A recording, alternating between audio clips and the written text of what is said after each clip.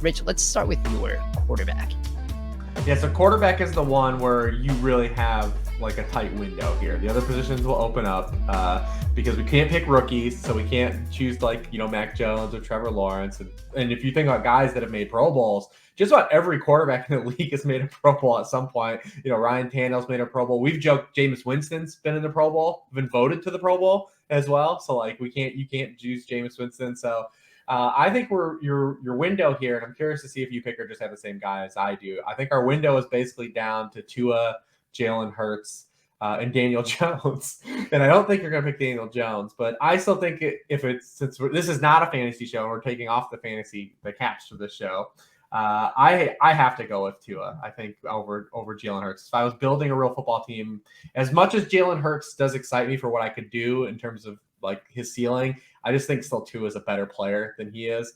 You've written a lot about Tua this offseason, but I still just go back to my quarterback model of him entering the league, which has been really successful. And he was a 99th percentile in career yards per pass attempt, touchdown interception ratio, 96th percentile completion rate. And those accuracy stats tend to stay really sticky coming over into the NFL. And that's been kind of his one feather in his cap so far, as everyone will acknowledge that Tua protects the football and he's an accurate passer.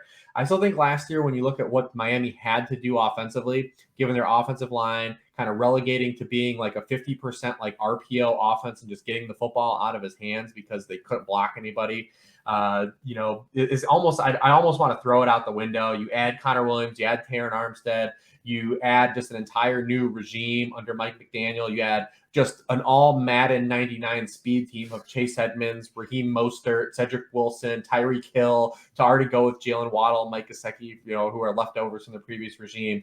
I definitely believe that we are going to see Tua's ADOT rise this season, and I still believe that we're going to see him take another step forward. The question with Tua, obviously, big picture is he going to be a franchise turning quarterback, or does he fall into that I definitely believe he'll end up better than Jimmy Garoppolo, who people say, well, all he needs to do is be Miami Jimmy G. I believe he's a way better player than that, still in his range of outcomes. But does he become that franchise lid lifter on his own? That is still the remaining question.